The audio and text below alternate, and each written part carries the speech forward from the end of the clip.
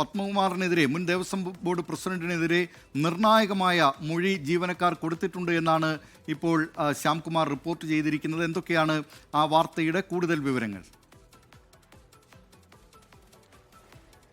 ശബരിമല സ്വർണ്ണക്കൊള്ളയുമായി ബന്ധപ്പെട്ടുള്ള കേസിൽ പത്മകുമാറിനെതിരായിട്ട് അദ്ദേഹം ദേവസ്വം പ്രസിഡന്റായിരുന്ന കാലത്ത് ശബരിമലയിൽ വിവിധ തസ്തികകൾ, അത് പ്രധാനപ്പെട്ട തസ്തികകളിൽ ജോലി ചെയ്തിരുന്ന ഉദ്യോഗസ്ഥർ തന്നെയാണ് SITക്ക് മൊഴി നൽകിയിരിക്കുന്നത്. അതിൽ ഏറ്റവും പ്രധാനപ്പെട്ട കാര്യം ശബരിമല ഗസ്റ്റ് ഹൗസ്, അത് സന്നിധാനത്തോട് ചേർന്ന് തന്നെയുള്ള ആ ഗസ്റ്റ് ഹൗസിൽ ദേവസ്വം പ്രസിഡന്റിനുള്ള മുറി ഉപയോഗിച്ചിരുന്നത് പലപ്പോഴും ഉണ്ണികൃഷ്ണൻ പോറ്റിക്ക് അതിനുള്ള അവസരം ലഭിച്ചിരുന്നു. അത് ദേവസ്വം പ്രസിഡന്റ് തന്നെ പറഞ്ഞിട്ടാണ് ഇത്തരത്തിൽ ആ മുറി ഉപയോഗിക്കാൻ അവസരം നൽകിയത് എന്നുള്ളതാണ് ഉദ്യോഗസ്ഥർ നൽകിയിരിക്കുന്ന പ്രധാനപ്പെട്ട മൊഴി. അതിനു പുറമെ ശബരിമലയിലെ വഴിപാടുകൾ നടത്തുന്ന കാര്യത്തിൽ ഉണ്ണികൃഷ്ണൻ പോറ്റിക്ക് പ്രത്യേക പരിഗണന ലഭിച്ചിരുന്നു.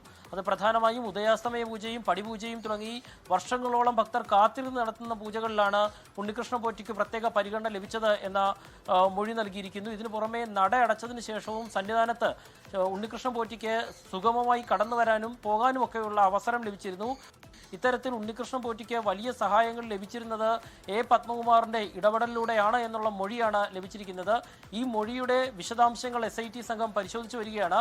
കഴിഞ്ഞ ദിവസം പത്മകുമാറിനെ ചോദ്യം ചെയ്യാൻ വിളിച്ചിരുന്നെങ്കിലും അദ്ദേഹം ഹാജരായിരുന്നില്ല. ഏതായാലും അദ്ദേഹത്തെ ചോദ്യം ചെയ്യുന്ന സമയത്ത് ശബരിമലയിൽ ജോലി ചെയ്തിരുന്ന ഈ ഉദ്യോഗസ്ഥർ നൽകിയ മൊഴിയുടെ വിശദാംശങ്ങൾ കൂടി അദ്ദേഹത്തിൽ നിന്ന് ചോദിച്ചറിയുമെന്നാണ് SIT സംഘം വ്യക്തമാക്കുന്നത്.